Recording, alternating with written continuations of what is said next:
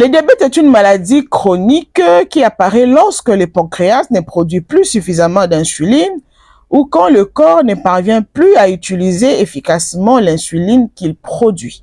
Une maladie chronique, c'est une maladie qui ne guérit pas. Le pancréas est un organe situé dans la partie supérieure du ventre, précisément derrière l'estomac, et a pour rôle premièrement de sécréter les sucs digestifs pour la digestion. Deuxièmement, il a pour rôle de sécréter l'insuline pour la régulation du taux du sucre dans le sang. Le taux du sucre dans le sang est appelé glycémie. Lorsqu'elle est très élevée, on parle d'hyperglycémie. Lorsqu'elle est très basse, on parle d'hypoglycémie. L'insuline, quant à elle, c'est une hormone fabriquée par les pancréas pour maintenir la glycémie dans des valeurs saines. Normalement, lorsque nous mangeons, nos aliments sont composés de lipides, c'est-à-dire des graisses, de protéines et des glucides. Les glucides sont des sucres, ok? Ce sont eux qui fournissent l'essentiel de l'énergie dont a besoin le corps pour fonctionner. Ils passent dans l'intestin, puis rejoignent la circulation sanguine pour aller approvisionner nos organes et nos tissus. Les glucides particulièrement vont se transformer essentiellement en glucose et vont alors entraîner une augmentation du taux du sucre dans le sang. Alors, le pancréas va détecter cette augmentation du taux du sucre et va activer les cellules qu'on appelle cellules bêta des îlots de Langerhans. Vont sécréter de l'insuline pour faire baisser ces taux de sucre augmentés et permettre l'utilisation de ces sucres ou glucose dans les tissus et les organes. Donc, l'insuline fonctionne comme une clé, ok? Elle permet au glucose ou au sucre de pénétrer dans les cellules de l'organisme, comme dans les muscles, dans les tissus adipeux, dans les cerveaux, dans le nerf et dans le foie, où il va pouvoir être transformé et stocké. C'est alors que le glucose ou le sucre va diminuer dans le sang. Par là, vous comprenez que l'insuline régule ou contrôle les sucres ou les glucoses dans le sang. Il y a une autre hormone qu'on appelle glucagon. Elle va permettre la libération du glucose dans le foie en dehors de repas, lors d'une baisse énergétique ou de la glycémie. C'est l'équilibre de ces hormones, ok, c'est-à-dire le glucagon et l'insuline, qui permet de maintenir la glycémie stable dans le corps. Alors, en cas de diabète, ce système de régulation ne fonctionne pas. Le taux normal du sucre dans le sang ou la glycémie normale chez quelqu'un qui n'est pas diabétique est situé entre 0,70 g par litre et 1,10 g par litre si vous n'avez rien mangé et rien bu pendant au moins 8 heures du temps. Alors, si vous avez mangé et que vous avez bu après 2 heures du temps, ou soit à n'importe quel moment de la journée, votre taux du sucre dans le sang ou votre taux de la glycémie doit être inférieur à 1,40 g par litre. Parce que, comme nous l'avons dit tantôt, après avoir mangé, les pancréas libèrent automatiquement la bonne quantité d'insuline pour que la glycémie reste dans des valeurs saines.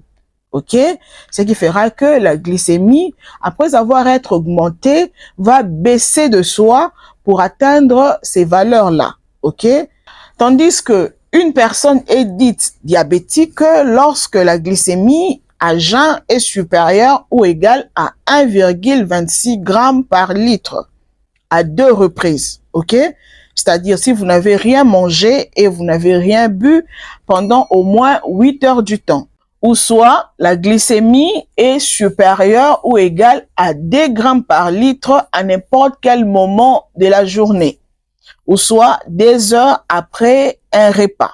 Si par exemple votre résultat est douteux ou contradictoire avec le premier, dans ces cas, il est recommandé d'effectuer une preuve d'hyperglycémie provoquée par voie orale. C'est-à-dire, on va vous faire ingérer une quantité de sucre environ 75 grammes, ok? Puis, on va mesurer les taux de la glycémie 1 heure après ou 2 heures après ou encore 3 heures après l'ingestion du sucre. Si la glycémie est supérieure ou égale à 2 grammes par litre, alors là, vous êtes diabétique. Mais attention, si votre glycémie se situe entre 1,10 g par litre et 1,25 g par litre, après un jeûne de 8 heures, vérifiez à 2 reprises, bien sûr, ok? Et où la glycémie, 2 heures après les repas, où l'ingestion de 75 grammes de glucose se situe entre 1,40 g par litre et 1,99 g par litre. Dans ces cas, il peut s'agir d'intolérance au glucose ou d'un prédiabète. Alors, si vous n'agissez pas en modifiant votre hygiène de vie, vous risquerez de tomber dans le diabète. OK? Évitez les sucres, faites les sports, évitez les stress, OK? Et consultez un médecin. Sinon, vous risquerez de tomber dans le diabète. En dessous de 0,70 g par litre, on parle d'hypoglycémie. Nous avons plusieurs types de diabète, comme le diabète gestationnel, par exemple. OK? C'est une forme de diabète qui survient pendant la grossesse. Il est souvent passager. Mais selon les études, ceux qui développent ce type de diabète risqueront de développer les diabètes sucrés de type 2 plus tard. Donc, faites très attention si vous avez eu à faire un diabète gestationnel. Évitez les aliments trop sucrés, faites le sport, consultez souvent un médecin, OK, pour un bon suivi. Nous avons aussi le diabète secondaire. Le diabète secondaire est un diabète qui survient après la prise d'un médicament prolongé, OK, tel que le corticoïde, par exemple. Ou soit ce diabète peut survenir en cas d'un trouble endocrinien ou d'une pancréatite. Souvenez-vous, nous avons dit que l'insuline, elle est produite par les pancréas.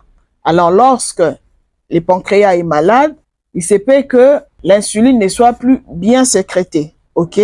Ce qui peut entraîner une hyperglycémie. Alors, ces deux types de diabète concernent 5% des diabétiques. Nous avons aussi le diabète de type 1 qui touche environ 10% des diabétiques.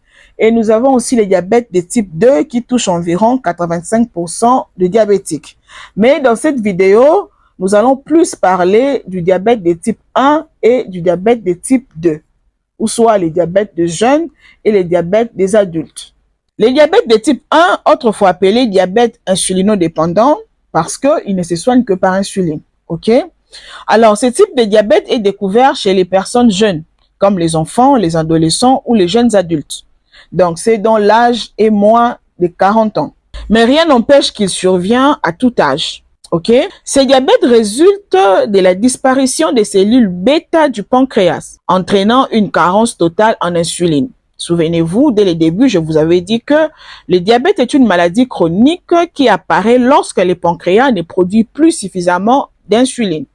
Parce que l'organisme ne reconnaît plus les cellules bêta et les détruit. C'est-à-dire, les cellules bêta sont détruites par des anticorps ou les cellules de l'immunité. Ce qui fait que les glucoses, ne pouvant entrer dans les cellules, retournent dans le sang.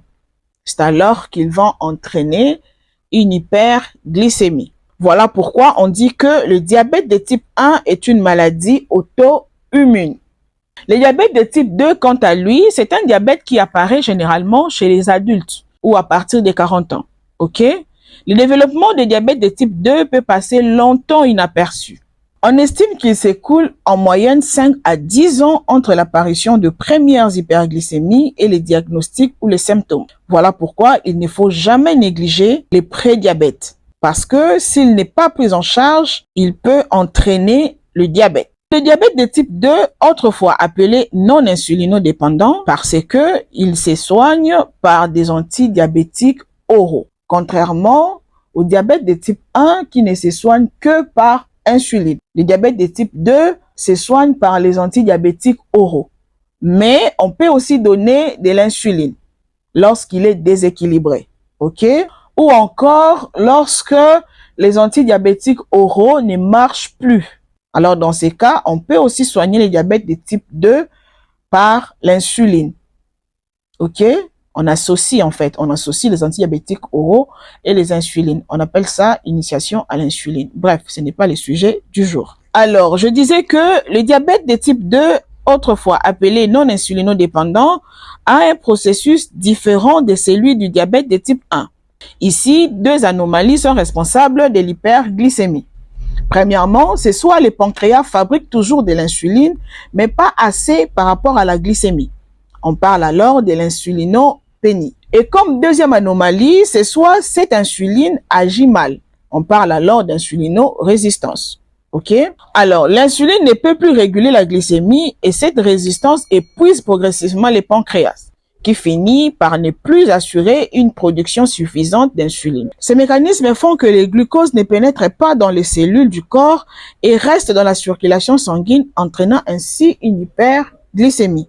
Les symptômes du diabète peuvent apparaître soudainement ou soit au bout de plusieurs années, comme nous l'avons dit tantôt.